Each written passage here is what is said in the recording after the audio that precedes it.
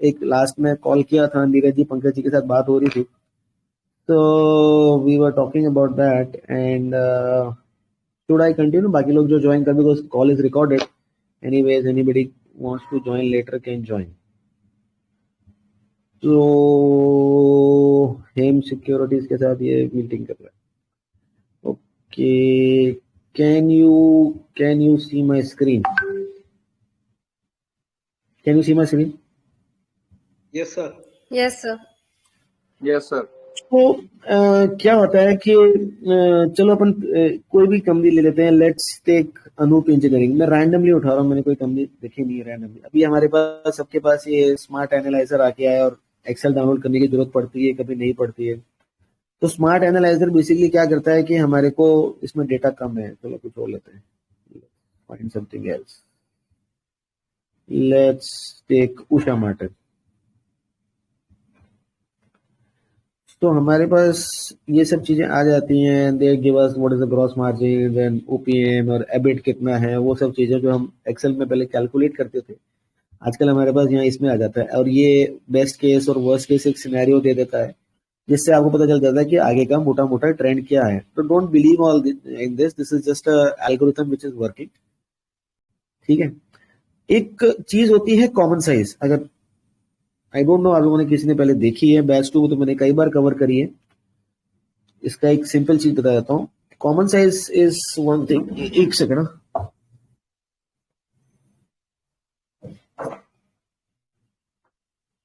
Okay, common size is one thing, basically you are dividing everything by sales. आपको ये पता करना है कि मेरे बैलेंस शीट के अंदर या P&L अकाउंट के अंदर मेरा सेल्स का कितना परसेंटेज क्या चीज खा रही है। तो this is my sales. If I forget about the growth, मेरे को टॉगल नहीं करने दे रहा है। तो in this business, whatever the business is, I see in the last say 10 years my material cost was 40%. now this material cost has gone up to 55%, इसमें 60% भी चला गया। अप डाउन चलता रहता है। ठीक है।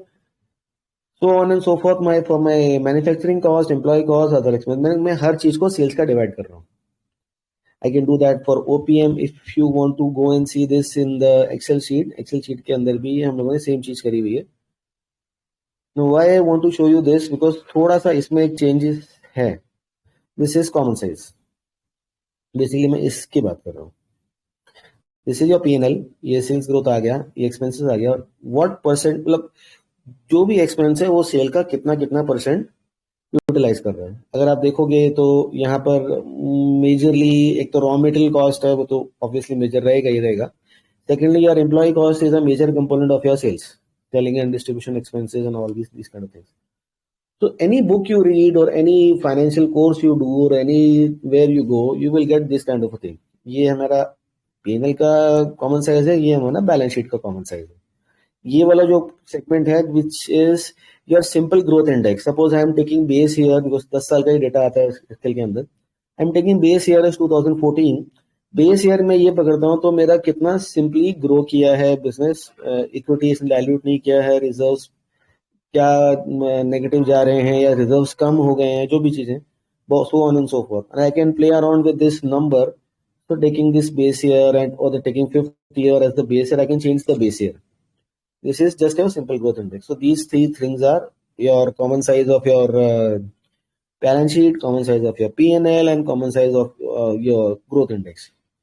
लेकिन एक मिनट के लिए ध्यान से सोचो, अगर मैं हर चीज को सेल्स का डिवाइड कर रहा हूं, तो क्या sales is the absolute number of rupees और करोड़ और income which the company is actually getting? अगर मुझे कंपनी की एफिशिएंसी देखनी हो, अगर मुझे उसका सेल्स के ऊपर जाता हूं और उसको देखना हो, कोई बिजनेस ज्यादा मटेरियल हैवी होगा, कोई बिजनेस कम मटेरियल हैवी होगा, जिसके डायरेक्ट एक्सपेंसेस ज्यादा होंगे, किसी के कम होंगे, तो is my sales a correct number? This is something, a question which was always in the mind and सारी चीजें। अगर मैं बोलता हूँ कि सेल्स में से अगर मेरा प्रोडक्ट जो है, जो भी मेरा रॉ मटेरियल है या रॉ मटेरियल से बनाना है, अगर उस प्रोडक्ट को मैं हटा देता हूँ, सम बिजनेसेस विल हैव 70-80% खर्चा ऑफ द रॉ मटेरियल, बाकी का जो भी खर्चे हैं, ऑफिस एक्सपेंसेस हैं या ऑपरेटिंग एक्सपेंसेस, उनको 10-20% से निकालना है. Some businesses might be having less. So that is why we see the gross margins. Now gross margins from 60% have gone down to 45%. बीच में 30% भी चले गए थे, ये 38%, 39% भी चले गए थे. तो मोटा मोटा 40-45% पिछले कई सालों से मेंटेन कर रहा है, जो पहले इसका 60-64 होता था. So maybe his raw material cost has gone up, and if he is able to pass on or not pass on, and sales are also down, वो सब चीजें. So rather than dividing everything by sales and getting a number out of it, जो ये common sense बताता है आपको, ये आप स्मार्ट एनालाइजर में आराम से कर सकते हो. It is free and you can do it. ये आपको कॉमन सेंस बताता है, ये आपको बहुत सारी चीजों का बता देता है कि मेरा बस क्या आ रहा है, क्या नहीं आ रहा है. Rather than doing this, it's a good practice to do little changes over here. The changes are this. So once we go to the numbers, we are able to calculate gross profits. So these are the gross profits of the business. Now, how do you calculate the gross profits? Very simple answer to do that in the numbers is you take your sales, you subtract your raw material cost, right? Then you have to subtract your changes in inventory. Now when you put Excel formulas, changes in inventory sometimes will be positive, sometimes will be negative. अगर मैं negative into negative करूंगा तो basically ये subtract नहीं होगा, ये add हो जाएगा. समझ में आ रहा है? नेगेटिव प्लस इंटू माइनस करते हैं तो माइनस स्कूल में सीखा था, माइनस माइनस को माइनस प्लस हो जाता है. वो साइंस जो आजकल हम अपने बच्चों को शायद सिखाते हैं. So if I put up a formula ki this figure minus this figure minus this figure, but basically this 200 will become add. तो उसका double effect आता है, which leads us to some erroneous collection numbers of your gross profit. So my saying is, अगर मैं धंधे का ये निकाल दूं कि उसको मटेरियल ज्यादा चाहिए या कम चाहिए, that depends upon business to business. वो अलग अलग धंधे का अलग अलग हो सकता है. If I totally want to see at the efficiency of the management and efficiency of the business, rather than doing a common size with the sales, why not do a common size with the gross margins? This is what I have tried to do over here. First item I have picked up is selling distribution expenses, which is your this line, SG&A. Selling distribution expenses के अंदर, क्योंकि screener आपको data club करके दे रहा है, इसके अंदर कुछ कंपोनेंट्स है. तो SG&A का मतलब ये है कि कितना पैसा आप एड में लगा रहे हो या मार्केटिंग में लगा रहे हो या एजेंट को दे रहे हो आपका माल बेचने के लिए. That is the thing. Now if I go to a company called Zomato, अभी जोमैटो का स्टॉक प्राइस ऊपर गया नीचे गया उससे कोई मतलब नहीं है मेरे को. जोमैटो में क्या हो रहा है, if I look at Zomato's numbers and if I go and see my selling and distribution cost, now look at my selling and distribution cost versus my sales. If I do from here, selling distribution cost divided by my sales, 1.15 मतलब 100% से भी ऊपर अगर मैं इसको percentage में convert कर देता हूँ तो see what is happening over here.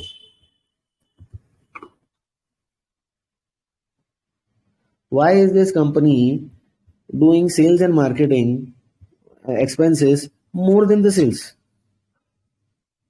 And 60-70% और 80% इनका जो खर्चा है इनकी सेल से, which is only selling distribution expenses. ठीक है, डिलीवरी बॉयज होते हैं जो खाना लेके जाते हैं, एड्स आते हैं, स्टिकर्स आते हैं, डिस्काउंट कूपन आते हैं, वो सारी चीजें इसमें आ गई, right.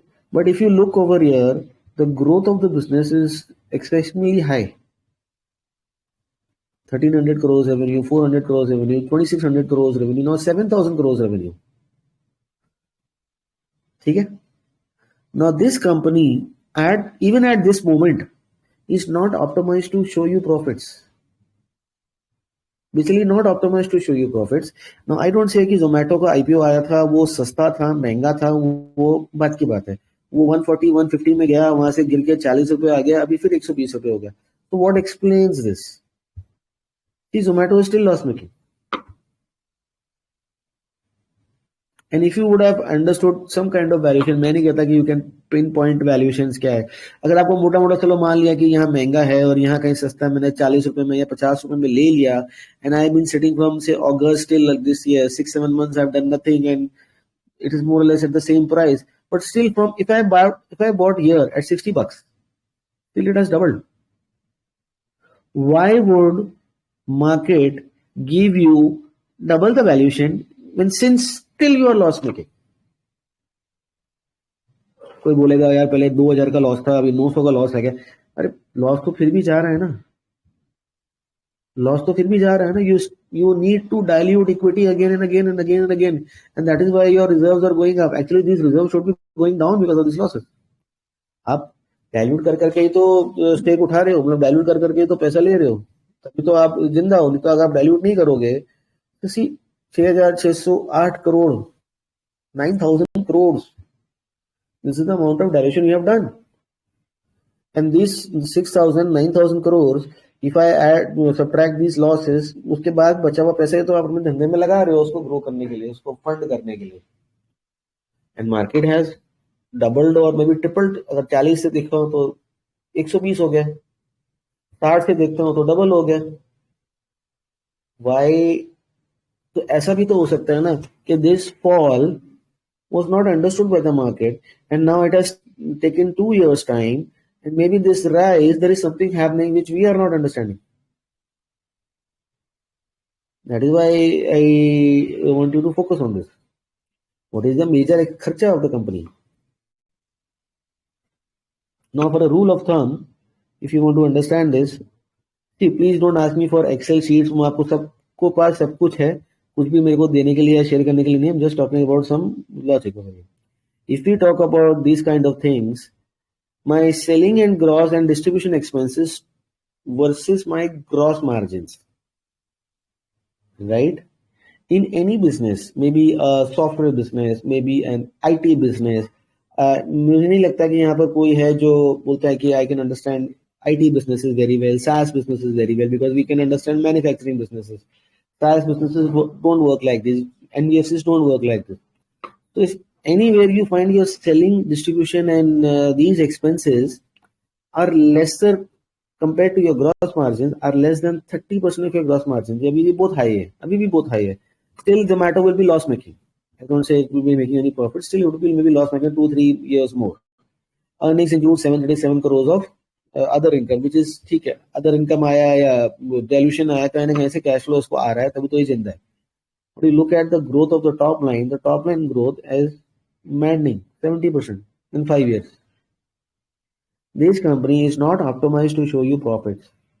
If you try to value this company on a PE basis or a price to book basis, आपको आंसर गलत आएगा. आप इसको वैल्यू कर ही नहीं सकते. ठीक है, 500 करोड़ गंवाने वाली कंपनी को 1 lakh crore valuation market cap नहीं मिलता है. No chance. This is wrong. फिर बोलेंगे कि सर इसमें फ्लोट आ गया. नहीं, ऐसा कुछ भी नहीं है. क्यों इसमें फ्लोट नहीं आ गया? Because float never comes when you have these many amount of share holders.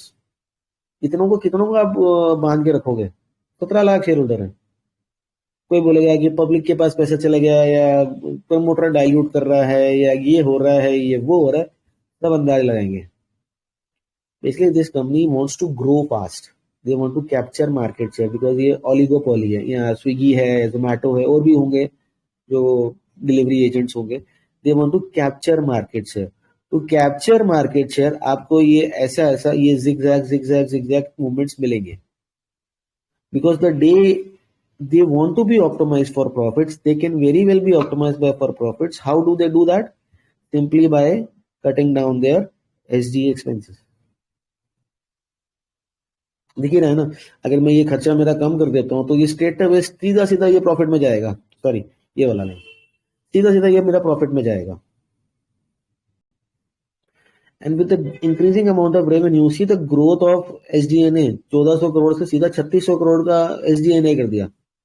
मतलब मैनेजमेंट पूरी जान लगा रहा है कि मेरे को जो सेल आ रही है मैं उसको SG&A में खर्च कर दूं. राइट. एंड 7000 करोड़ के रेवेन्यू में 4900 crore is SG&A. So when they have a base, when they have captured the market, they can very well scale down this expense. मान लो एक साल जोमेटो ने खर्चा नहीं किया SG&A के अंदर, जो आज के तारीख में आपको ये 900 करोड़ 1000 करोड़ लॉस दिख रहा है, would be around 4000 crores of profit, because 5000 crores is spent over here, and this company who is making a 1000 crores loss और यहाँ पर अगर ये 1000 की जगह मैं 5000 करोड़ ऑफ प्रॉफिट कर देता तो ये स्टॉक आपको 120 में क्या 600 में भी नहीं मिलता था। फिर ये सब चीजें बेकार की हो जाती है कि प्राइस टू बुक वैल्यू इतना हो गया, इंटरेस्ट कवरेज रेशियो है, ये सब किताबी ज्ञान है, ये कोई काम नहीं आने वाला था। ठीक है, so the very first thing in loss making businesses, because you cannot value loss making businesses, ना फॉरवर्ड पीई होगा, ना बैकवर्ड पीई होगा, ना प्राइस टू बुक होगा, ना कुछ होगा। How do you value this kind of businesses? Price to sale पकड़ लो जी। अरे क्यों, ये एक प्लेटफॉर्म बिजनेस है, कोई धंधा अलग होगा जो लॉस मेकिंग बिजनेस होगा। तो वेरी फर्स्ट लाइन और the very first metric which you should try and use to value such kind of businesses कि यार ये अपनी ग्रोथ सस्टेन कर पा रहा है नहीं कर पा रहा है, when they are selling distribution expenses comes below 30% of their gross margins. Now, how have I calculated this line is very obvious. No need to see formulas and all. This is very obvious. बताने की जरूरत नहीं है। Similarly, if you are a pharma company and you are making losses because you might be developing some drug or you might be developing some new दवाई या कुछ भी जिसमें आपका R&D expense कर रहा है, if your R&D expense which screener will not give you, you will have to find from annual reports if it is below 30% again. Why 30%? It's a crude metric, it's a barometer पकड़ लो या एक rule पकड़ लो. If it is below that, that means your company can sustain the growth. जिस speed से वो चल रहा है, and when your profits will start coming, when your this supernatural growth will slow down. Why I say supernatural growth? Because you cannot maintain these kind of growth levels 100%, 70%, not at all possible. ये जैसे जैसे slow down होंगे उसका पहला significance क्या होगा कि आपने मार्केट शेयर कैप्चर कर लिया है। Now rather than focusing on capturing market share, you can now focus on profitability. So the aim of the management of this company is to capture market share. And it is not optimized to show you profits. Maybe it is optimized to show you profits 3-4 years down the line. But किसको सबर है 3-4 साल का? Right? Now these were panic prices, panic valuations. ये 40 रुपए का अगर 400 रुपए हो गया 3 साल के अंदर, आप बोलोगे यार 40 में बड़ा सस्ता होता था, मेरे टेक्नोफंडा स्कैनर में आया भी था पर मैंने लिया नहीं, ले भी लिया तो मैंने 1000 शेयर लिया, 2000 शेयर लिया, क्या हो जाएगा उसमें? बिकॉज कन्विक्शन नहीं है, क्योंकि धंधा समझ नहीं आता, बिकॉज धंधा लॉस मेकिंग है। और लेने का टाइम यही होता है जब किसी को चाहिए नहीं होता, या लेने का टाइम वो होता है जब वो हायर हाई मार रहे होते हैं या ब्रेकआउट आ रहे होते हैं। अपने आप को पूछो। Next,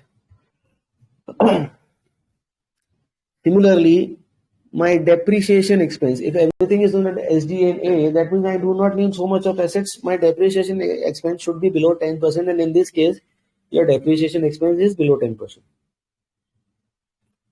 And your interest cost, your interest expenses divided by your operating income should be below 15%. These are 4 metrics. This is your operating profit. Again, it is loss because कुछ है ही नहीं, क्योंकि ये सारा का सारा ऑपरेटिंग प्रॉफिट के ऊपर ही खत्म कर देता है। Now what is your interest expense? Interest expense is hardly 10 crore 20 crore, यानी कि इस कंपनी के पास इतना ये लॉस लेके बैठा, चलो शुक्र मनाओ इसके पास डेप्ट नहीं है, डेप्ट होता तो और बैंड बच जाती, राइट?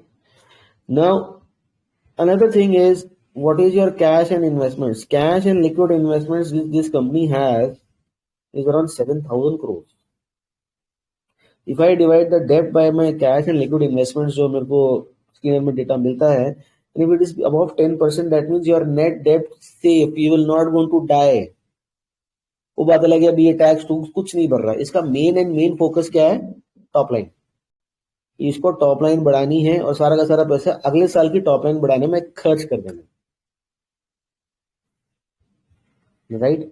अगर आई डोंट नो अभी कॉल में कौन कौन है, और अगर आप लोग ये चीज देख रहे हो तो ऐसा ही एक धंधा यूएस में था जो किसी को समझ नहीं आता था। एनी आइडिया मैं किस धंधे की बात कर रहा हूँ? Amazon. Yes, Amazon used to make losses, and उसके लॉस चलते थे। और उसको I will show you one example, don't take my example at face value कि यार ये मुझे लेना चाहिए नहीं लेना चाहिए, उस बारे में मेरा कुछ नहीं कहना है, वो आपकी पर्सनल मर्जी है। एक अभी स्पेशल सिचुएशन आया था when where what happened, one company was there and they overtook मतलब फ्रॉड कंपनी, और मतलब लाला कंपनी बोलो, कुछ जो बोलो। उसने क्या करा, एक कंपनी के दो प्रमोटर्स ने निकल के एक दूसरी कंपनी को एक्वायर कर लिया। So we see these kind of patterns where the management changes, where you get open offers and all those kind of things. So suddenly what happened in that company, the price from 10-20 rupees went up to 150 bucks, right? तो 15 गुना वो stock हो गया। And वो circuit, ऐसे stock circuit circuit चलते हैं। तो जो इसको फर्स्ट टाइम देखेगा बोलेगा यार आप तो ऑपरेटर हो, आप तो ऐसे स्टॉक्स में जा रहे हो जो सर्किट सर्किट, ठीक है भैया तेरे को जो समझना समझ। और देन व्हाट हैपेंड, जैसे ही उसकी फ्रेंसी खत्म हुई वो वहां से 50% गिर गया। Everybody forgot about it. ऐसा ही होता है, some things take time, some things don't take time. Slowly you will understand which business I am talking about. Now this business was to be merged with a private company, because जो private company थी, जो भी company थी, अभी नाम अभी नहीं बोलूंगा, कोई भी कंपनी को प्राइवेट से पब्लिक आने में आईपीओ का खर्चा लगता है। तो ये लोग क्या करते हैं, अब जैसे आपके वो है बालू फोर्ज, तो उसने भी क्या करा, एक मरी हुई कंपनी को, एनसीएलटी से कंपनी को उठा लिया, उठा के उसके जितने चार्जेस टूजेस पे क्लियर करा दिए, वो उसको सस्ता पड़ता है, और उसको लाके अपना बिजनेस को रिवर्स मर्ज कर दिया। तो स्ट्रेट अवे बैकडोर थे आप मर्ज, आप लिस्टेड हो गए। और ऐसे में क्या होता है कि दे स्टिल नीड मनी। अब वो प्रिफरेंशियल करेगा या राइट इशू करेगा, कहीं ना किसी सोर्स से पैसे उठाएगा ही उठाएगा। Now this company which is very obvious by now, मैं क्या बोल रहा हूँ, कोई बता सकता है कौन सी कंपनी बोल रहा हूँ? SVPN गणेशा। हाँ, क्योंकि कल अपनी बात हुई थी, इसलिए पूरी बात बोला करो नीरज जी। नहीं नहीं सर, कल तो याद ही नहीं कल का मेरे को, अभी आप हाँ, बोले कल का तो याद नहीं। तो ये इसका नाम था एसवीपी। यहाँ पर क्या हुआ कि गणेशा इकोस्फेयर का एक टेक्सटाइल प्लांट है। गणेशा इकोस्फेयर को मार्केट कैप नहीं मिलता था, मैं आपको दिखाता हूँ। बिकॉज किसी बिजनेस के अंदर जब दो बिजनेसेस होते हैं तो उसको खराब वाले बिजनेस का मार्केट कैप मिलता है, मतलब उस हिसाब से मार्केट उसको टोटल वैल्यू करती है ना। सी फ्रॉम 2006 टू 2014 गणेशा के वो कभी भी मार्केट कैप नहीं मिलता था, जो भी नंबर आते थे, जो भी आता था, कभी कुछ नहीं होता था।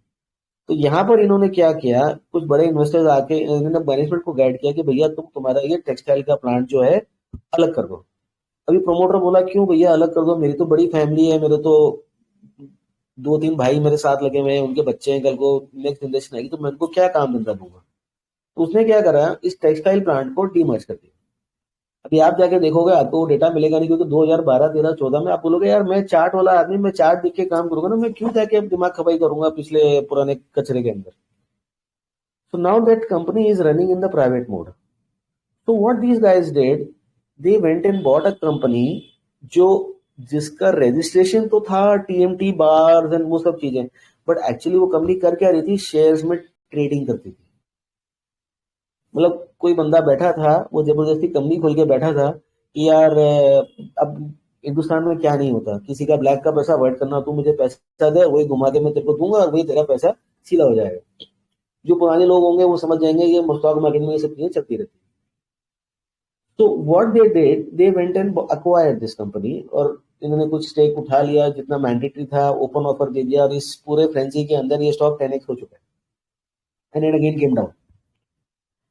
Now till it is an SME, now what they did कि अब ले तो लिया, अब मेरे को मशीन्स लेके आनी है, इसके अंदर मर्जर करना है, और मेरे को अपनी फैक्ट्री का मर्जर करना है। The story is still ahead, the story is not today, but we want to see the chart today and expect कि यार आने वाले 2-3 महीनों में क्या होने वाला है। So they have assets of somewhere around 150 crores, which is working in their textile. Now textile is not a very good business, it's an average business, कभी अच्छा होता है कभी खराब होता है, you cannot predict the fortunes of the textile industry. Textile के अंदर क्या हुआ जी, अब ये बोलता है कि मेरे को 65 करोड़ का राइट इशू देना। Right issue something which you all understand, how do you go by right issue, I would not like to go in more details about that. Now since it is an SME, right, 2500 shares का आपका lot size है, and if you have to put right issue, how the hell are you going to apply more, because the promoters are there, the promoter has spent so much money in NCLT and given money to the authorities to clear the company, so they will also make some money. and they will also try and pick up some money and at some good valuation. यार market cap बढ़ा के dilute करूंगा ना, छोटे market cap में dilute करूंगा तो मुझे ज्यादा शेयर्स बेचने पड़ेंगे, कम पैसे मिलेंगे। ये बात तो प्रमोटर को भी पता है, right? So they will want to take it to the main board and then they want to put the right issue and then they get money out of that. So 150 crores of plant and machine they already have, because I have seen their private books also, जो private company की books है, which we can very easily get from MCA, but किसी को मेहनत करनी नहीं है तो cannot help that. So when they get this 65 crores, they will be adding on more spinning and weaving machines. अभी धागा spinning and weaving वो सब तो कचरा चीजें हैं. Now the founder from some scuttlebutt, this factory is adjoining to Ganesha's factory. उन दोनों की दीवार कॉमन है, तो they save on transport cost. And ये PET recycle और RPET recycle से वो धागा बनाते हैं अपना. And they need around 10,000 tons of RPET recycled plastic waste to make their material. So they are fully backward integrated. अभी मशीन बढ़ा भी लिया, सब कुछ किया, 10 का 12,000 टन हो जाएगा. Ganesha has a factory of around 600 million tons, right? So they are making a hell lot of products. They are making bottles also. Pepsi पीने वाले तो मनमान दुनिया बैठी दुनिया के अंदर, अपने हिंदुस्तान के अंदर. So Ganesha Ecosphere is totally backward integrated. 65 crore उठा के ये जो नई मशीन लगाएगा उसका भी इसको माल मिल रहा है और ट्रांसपोर्टेशन कॉस्ट 0 है, और इसके पास एम्प्लॉयज भी नहीं है, क्योंकि गणेशा का सेटअप एम्प्लॉय में वही एम्प्लॉय, यार बाजू की फैक्ट्री है, यहाँ से निकला चल के उधर चला गया तो वही एम्प्लॉय यहाँ भी काम कर रहा है वहां भी काम कर रहा है, which is operating leverage. No suddenly what has happened to the business. No suddenly अगर आप देखो, आज भी शायद इसका I think stock upper circuit लगा हुआ है, I don't know the price. देखो शायद अपर सर्किट लगा होगा, 4-5% भागा होगा. नहीं है सर, 5.65% है. ठीक है. See everybody is on the percentages. I bought at $40, exited around say $100, again bought at $110, came down and exited around $80. तो एक बार प्रॉफिट गया, एक बार लॉस किया, ठीक है, नेट प्रॉफिट गया, चलो अच्छी बात है, बच गए जी, ज्यादा पंगा नहीं लिया. Now suddenly what has happened? If you go and look at the results, now this is an SME company, so they have to report every half yearly, not quarterly. अभी आप बोलो क्या कंपनी है, 6 महीने के अंदर 1 करोड़ का सेल किया है और 35 लाख 37 लाख का प्रॉफिट किया, जिसमें भी जो टैक्स भरा है वो पूरा नहीं भरा है, 19.57 है, क्योंकि पुराने लॉसेस पड़े हुए हैं. तो डिफर्ड टैक्स से मैंने 25% या 30% टैक्स नहीं भरा है. अगर मैं यहाँ 25-30% टैक्स भरता हूँ तो इतना भी प्रॉफिट नहीं आता. And still, if you see, the market has started realizing something over here, and from $70 in a matter of 3-4 days, it has gone to $80. चलो मेरे पास ज्यादा पैसे नहीं है, मान लो मैंने तो एक लॉट पे लिया at $70. If I buy 2,500 shares, what is the amount of investment I have to do? What is the amount of investment I have to do at $70? If I say 2,500 shares, please calculate and tell me. 1,75,000. 1,75,000. In 1,75,000, I am able to make say $10, which is $25,000. हो गया ना मेरा काम. तो यार I am retail investor. 3 दिन में मेरा तो बात बन गई, 25,000 कमा लिया. इतना तो साला IIT वाले की तनख्वाह नहीं होती, 5-6 लाख रुपए साल की. फिर मैं फोटो दिखाऊं आपको कि मेरा इतना क्या हो गया, ये हो गया, विच इज अटर बेवकूफी. Now can you sense something in the numbers? Something has happened. Why? I will show you the details. Something has happened. See again, लेना नहीं लेना प्लीज वो आपका पर्सनल डिसीजन है, मैं आपको कुछ नहीं बोल रहा, लेना नहीं लेना वो आपकी मर्जी, उस मेरे वर्ड पे मत जाओ. It is up to you. See what has happened.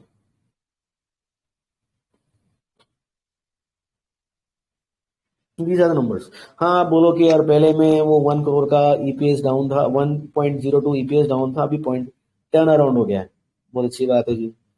पहले तो कुछ था ही नहीं, ये तो शेयर ट्रेडिंग करता था, 10 लाख का रेवेन्यू नहीं था इसका शेयर ट्रेडिंग में, अभी 1 करोड़ का रेवेन्यू आ गया है.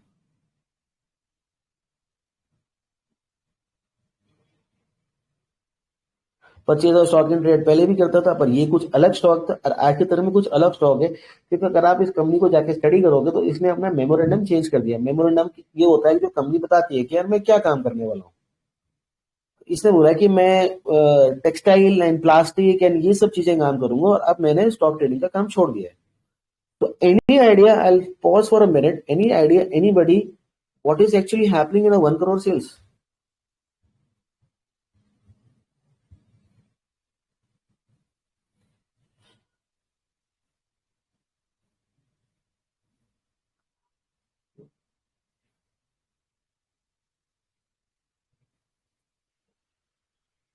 वो तो सर ट्रेडिंग रेवेन्यू होगा ना उसका। हाँ, वो तो ट्रेडिंग रेवेन्यू था उसमें तो ट्रेडिंग एक्चुअली रेवेन्यू है ना उसका। एक्चुअली ये कंपेरेबल ही नहीं है।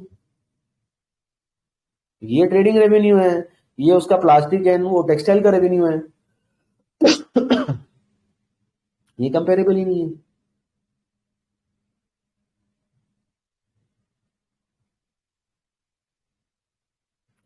So what has actually happened over here in this case is we go and read the details over here. They say कि हमारे पास जो कच्चर पट्टी पहले का पड़ा हुआ था हमने सब साफ कर दिया, और सब साफ करके हमने उसमें कुछ वो इनकम ले ली है। See, the change in objects of the business हो गया, company classified the stock, shares and securities of 7.57 crores under current investments as stock in trade, right? As reported in earlier period, and classified the profit of 8.39 lakhs net of this disposal. हमने ये सब काटा PT करके other income में जोड़ के इस 54 लाख के अंदर लाके जोड़ दिया, यानी कि मैंने पुराना सारा कचरा स्टॉक वॉक सब बेच दिया। जो उसमें मेरे को पैसा आया वो मेरा परचेज और स्टॉक इन ट्रेड में लाके खड़ा हो गया, और जो उसमें मुझे कमाई आई उसमें बेचने में, वो कमाई मैंने यहाँ लाके खड़ी कर दी है। सो दिस मीन्स अगले पीरियड में, क्वार्टर नहीं बोलूंगा, हाफ बोलूंगा, अगले पीरियड में ये स्टॉक इन ट्रेड नहीं आने वाला, क्योंकि वो जो पैसा उसका मिला स्टॉक्स बेच के वो स्टॉक इन ट्रेड में आया, और ये कमाई 10 लाख 12 लाख 15 लाख जो भी है वो नहीं आने वाली। Then what has he done? Then if you go and look at these cash flows, then what has he done? So this is the balance sheet. Share capital level सब सेम है, रिजर्व उसका loss में चल रहा है, सब चीजें ठीक है, ये सब चीजें। Then what he has done? ये इसके नॉन करेंट इन्वेस्टमेंट्स हो गए। What non current investments he has done? If you look at the cash flows over here, इसने अपने जितने लेनदारी देनदारी थी सब कचरा पट्टी सब काट पीट दिया। मेरे ट्रेड रिसीवेबल से मैंने पैसे ले लिए, भैया तेरे को जो देना है दे, खत्म कर, जो काटना है काट ले। मैंने अपनी इन्वेंट्रीज जो भी मैंने स्टॉक एंड ट्रेड रखा था मैंने सब बेच पास दिया, और अब मैंने फ्रेश इन्वेंट्रीज खड़ी कर ली, and I was able to realize around 7-8 crore of cash flow. ये सब एडजस्टमेंट करके basically it is a working capital adjustment, and out of this 7-8 crore of cash flow I have purchased investments. Now what are these investments? These investments are not stock, these investments are machinery, because the memorandum of the business has changed. Now I purchased 7 crore, मैंने 7 करोड़ छुट्टा किया, 7-8 करोड़ उसमें से मैंने जो मुझे ले सकता था कि मैंने ले लिया। Now these investments will be getting added to my what? Fixed assets.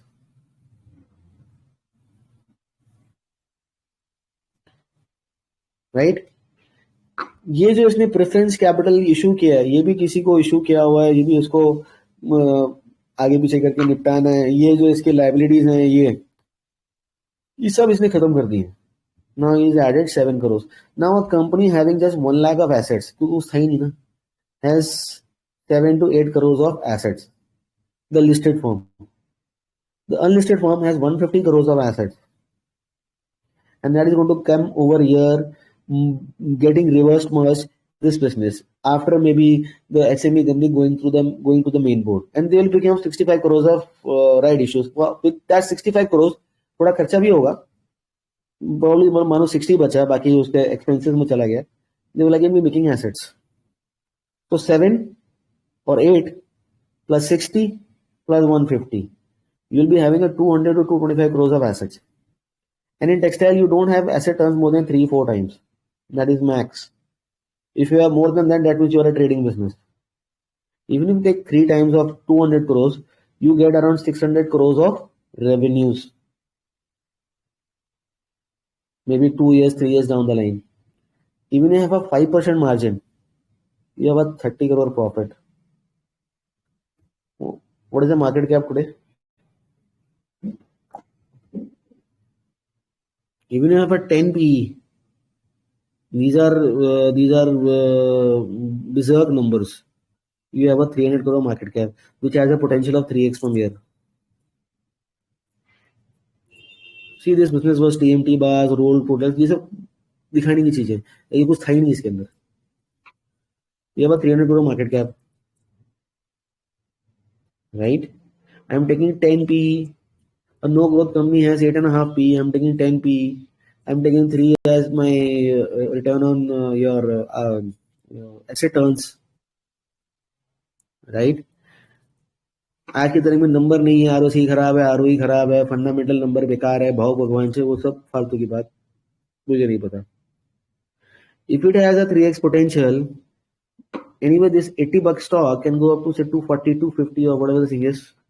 And I don't know by that time textile industry might be in a uptake or a downtake. वो बात की बात है. Getting my point? So this is just the thesis. There are risks also. You want to follow this, follow this. You don't want to follow this, it's totally up to you.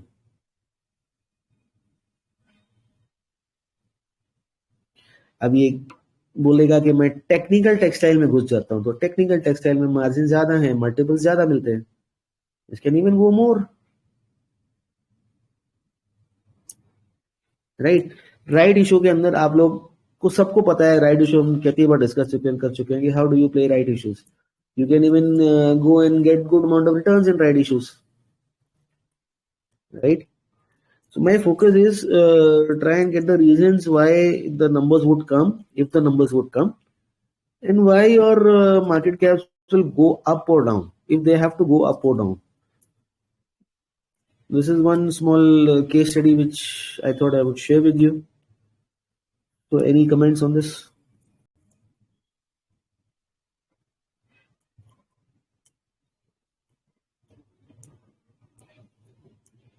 यार पता है problem क्या है आप सबकी?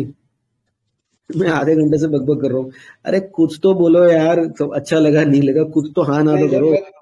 Sir very good in this thing, मतलब turn around, मतलब जो भी बोल दो, बिजनेस इज चेंजिंग, मेमोरेंडम जैसे स्पेशल सिचुएशन में कि मैनेजमेंट टेक ओवर हो गया और हो गया, अब ये धंधा ही चेंज कर रहा है अपना पूरा.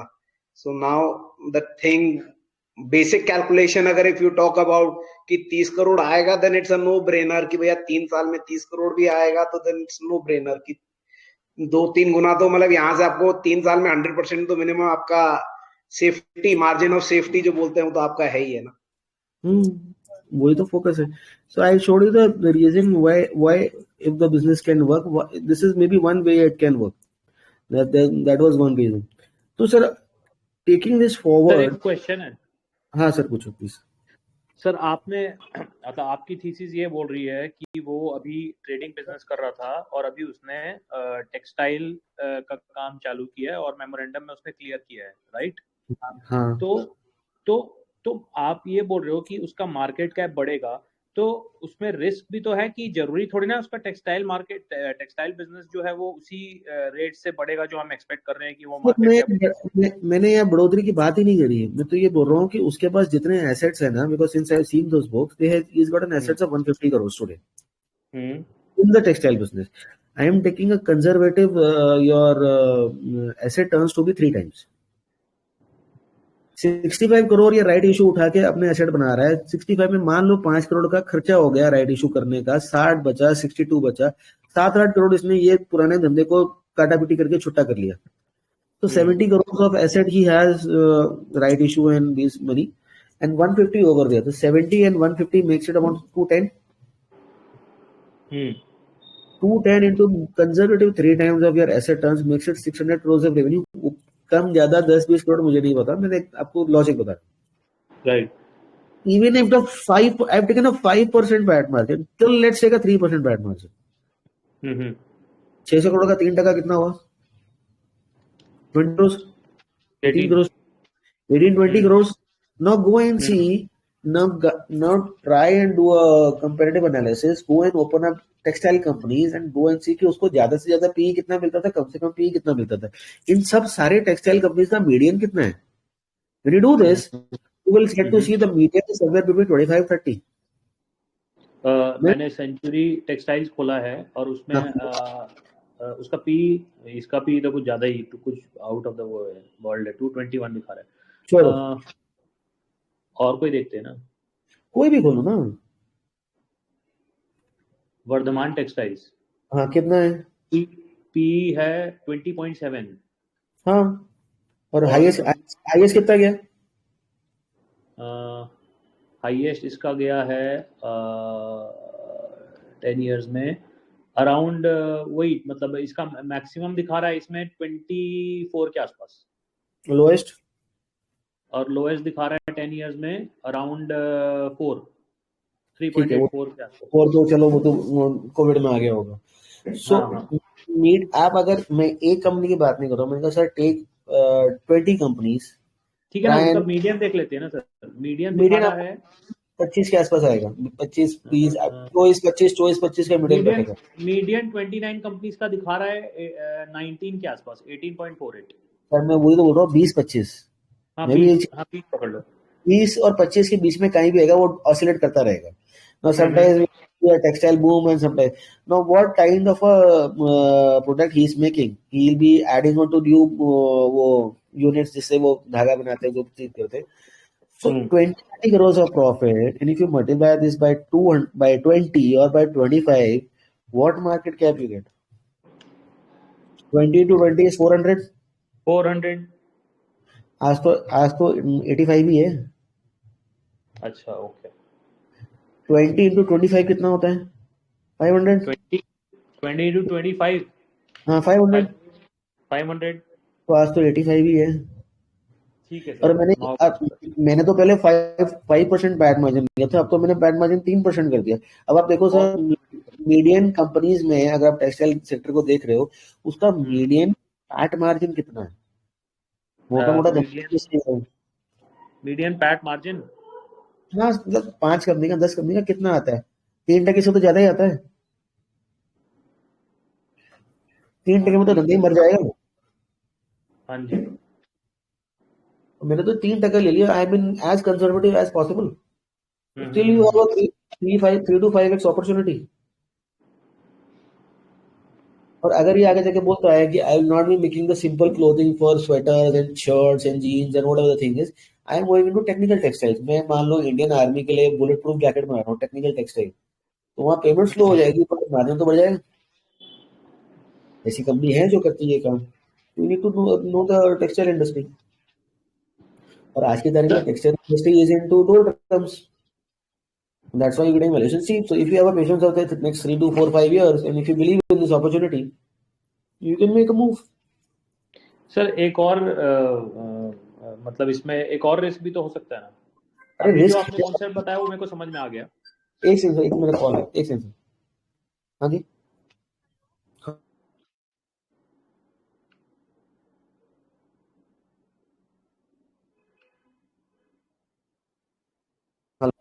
हाँ सर बोलिए। अभी जो आपने कॉन्सेप्ट बोला मेरे को वो समझ में आ गया, पर जो मैनेजमेंट मतलब अपने कोई भी बिजनेस में वो पहले ट्रेडिंग वेडिंग कर रहा था और अब एकदम से मेमोरेंडम चेंज कर दिया, तो वो कुछ आगे चल के कुछ भी तो करके चेंज कर। पहली बात तो ये है कि ये मैनेजमेंट था ही नहीं, वो दूसरा था। ये तो गणेशा वाले का यहाँ आया है ना, पहले तो कोई दूसरा का था मैनेजमेंट, वो तो बाहर चला गया दूसरा बंदा, तो जो ट्रेडिंग कर रहा था शेयर्स की। जब बंदा ही चेंज हो गया, और इस बंदे की अगर आप जाके देखो तो ये 70 साल का बंदा है, और ये बाप बेटा दोनों आए हैं, उसकी एक्सपर्टीज टेक्सटाइल के अंदर है। यार 70 साल की जिसकी उम्र होगी, कम से कम 30 साल तो काम किया होगा ना उसने, तो उसको अपने से तो ज्यादा ही पता होगा। So what is the very first thing he did? उसने सारा कचर पट्टी साफ किया। राइट। ठीक है। But why didn't they start on their own fresh? Why would they buy this kind of company and then start something? तो right issue कैसे मिलेगा सर? पैसा तो For पब्लिक, that. पैसा तो पब्लिक का चाहिए ना। And I am looking at the price, the stock price is up by 7.5% today. 80 rupees 80 पैसा पे बंद हुआ है, and 1 lakh shares have been traded. Now who is buying? Nobody knows. This is how you go about it, and maybe in the next 2-3 years you will forget me, but you will don't forget the business. Sir एक question था payback period के ऊपर। अब for example this kind of companies will get around 3 and 4, तो इधर से हम लोग हाफ लेके करते, वो कंजर्वेटिव नहीं हो जाएगा अपने लिए as a investor? What we are thinking is, half मतलब समझा नहीं सर। हाफ मतलब ओवरऑल सेक्टर, जो भी सेक्टर टेक्सटाइल इंडस्ट्री का चल रहा है, पेबैक पीरियड फॉर एग्जांपल उनका मीडियन नंबर 9 आ रहा है या 10 आ रहा है, हाँ, और हमारे केस में समझो इसका 3.5 आ रहा है, हम लोग हाँ। अगर अप्लाई करें सर तो। पेबैक पीरियड की बात नहीं कर रहा हूँ मैं, एसेट टर्न्स की बात कर रहा हूँ। मतलब मेरे को कितने रुपए की एसेट से मुझे कितने रुपए की सेल मिलेगी, एसेट टर्न उसको बोलते हैं। Right right right. नहीं नहीं सर, मेरा क्वेश्चन था पेबैक के ऊपर। जैसे आज मुझे 90 करोड़ का मार्केट कैप मिल रहा है, ठीक है, और हाँ उतना ही 3 साल में तो उतना प्रॉफिट कर लूंगा, मुझे ऐसे लग रहा है। हाँ, नहीं नहीं 3 साल में उतना प्रॉफिट नहीं होगा। 3 साल के बाद इसका प्रॉफिट 25-30 करोड़ होगा। ओके, तो उसका एसेट वो केस में पेबैक पीरियड 5 years हो जाएगा, राइट? नहीं सर, यहाँ पर पे बैक पीरियड आपका ज्यादा होगा, 5 years में नहीं होगा। बिकॉज अगर 3 साल में मुझे जाके 30 करोड़ का, अच्छा पे बैक पीरियड आप बात कर रहे हो आज के मार्केट कैप से, आज के मार्केट कैप से। दैट वुड बी अराउंड से 7 years or 8 okay years, not less than that. See, okay I'm not a business destroyer. एक सेकंड, राइट। एक कॉल बैक करता हूँ आपको sir. I'm not a business destroyer, so I'm not going to destroy and close the business. I am actually looking at the discrepancy in the opportunity in the market. Yes exactly. Sir तो मेरा question था कि जहाँ पे हमारा industry का average payback period आता है, समझो 10 का नंबर आता है, and when we are getting the opportunity at 6 or 7, तो वो हमारे लिए अपॉर्चुनिटी नहीं हो जाएगा इन्वेस्टर के और पॉइंट से? अगर आपको पेबैक पीरियड में जाना है, if you are getting it below 5, you have a gold coin. Right right, thank you. See, payback period जिसको नहीं पता, what sir is trying to say is your cumulative profit of the next 5 years is equal to your or greater than your market cap today. This is called payback period. But again, I will try to emphasize on one thing: don't try to predict the numbers. Try and get and understand the factors which will create those numbers. Right Here sir, we right. here we are trying and focusing on the factors which may or may not create those numbers. Now again, sir, one very honest disclosure: I am not SEBI registered. अब मैंने ये investment लिया है आज की तारीख में या नहीं लिया है, that should not be criteria for any one over India. ठीक है?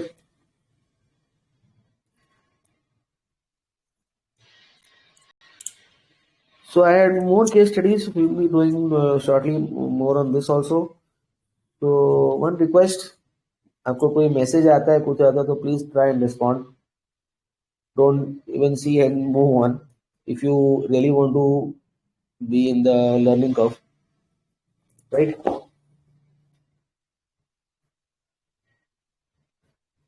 So I'll do another call shortly. Okay. Sure sir, thank Thank you. you, sir. And okay sir, thank email you help sir.